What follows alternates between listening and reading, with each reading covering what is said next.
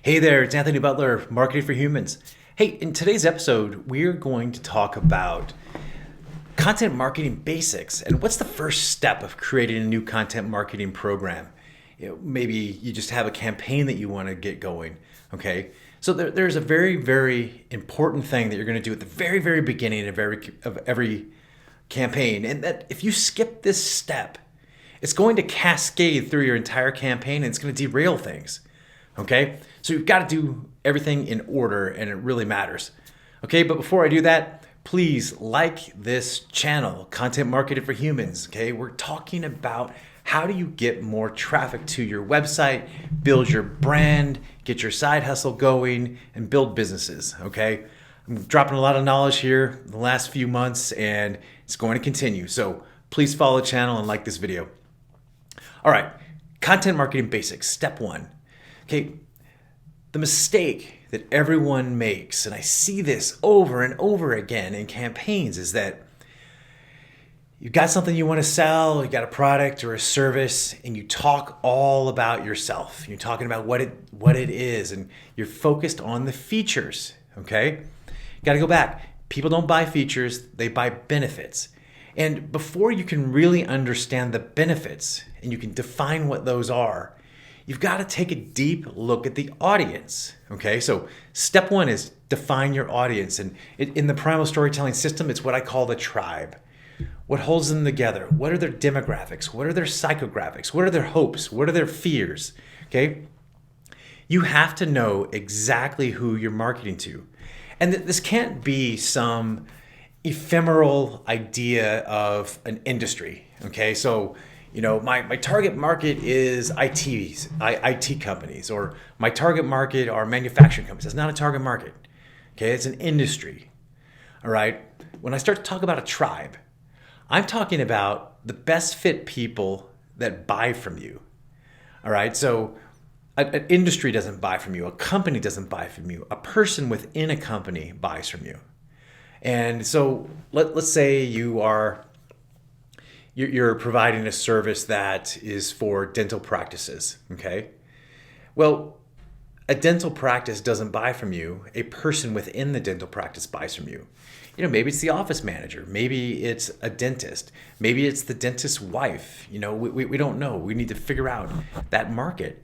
And then what I'm going to do is I'm going to start to understand who is part of the buying process. And in almost every brand, you're not just going to have a single person that's going to buy from you. A lot of times it's going to be a whole team. You're going to have some influencers. You're going to have decision maker. Now, if you're in a B2C and you're selling something directly to the audience, what do you know? Directly to consumers, what do you know about your audience? Okay, who are they? What do they love? What are their hopes and dreams? Are they part of some sort of niche where you can find them? So everybody knows I'm a Brazilian Jiu-Jitsu fanatic and I buy everything Brazilian Jiu-Jitsu. So I've got Brazilian Jiu-Jitsu t-shirts and I've got gis and I've got stickers on my car. And, I own a giant library of videos that I bought. I'm easy to sell Jiu-Jitsu things to because I'm part of that tribe, okay, of people who love Jiu-Jitsu. So if you are selling to dental practices and what do dentists love? What do they hate? Where do they hang out? Or maybe they're golfers. Maybe who knows what it is?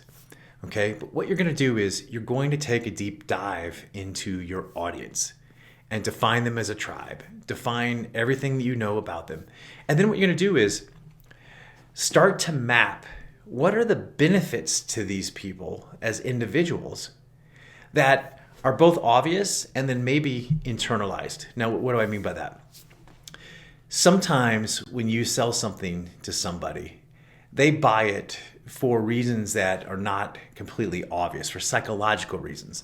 So I'll give you an example. I own a Brazilian Jiu-Jitsu school, and a mother brings her kids in to learn Jiu-Jitsu. Well, she brings them in because she wants them to learn a martial art, and that's what we do. But maybe she wants more than that. She wants them to have an activity. She wants to make sure that they're not just on their phones all day. She's looking for enrichment, an enrichment experience. Okay.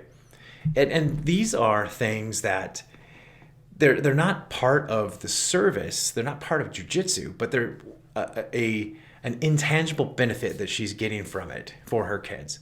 And then she also has the feeling that she's being a good mother. Okay. Another intangible benefit.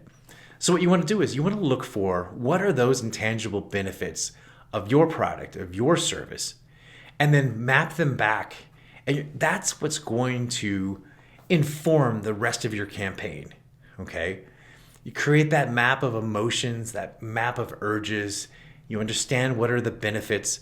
It's going to help with your copywriting. It's going to help with your advertising. It's going to help with your content marketing. Okay. Everything starts with tribe.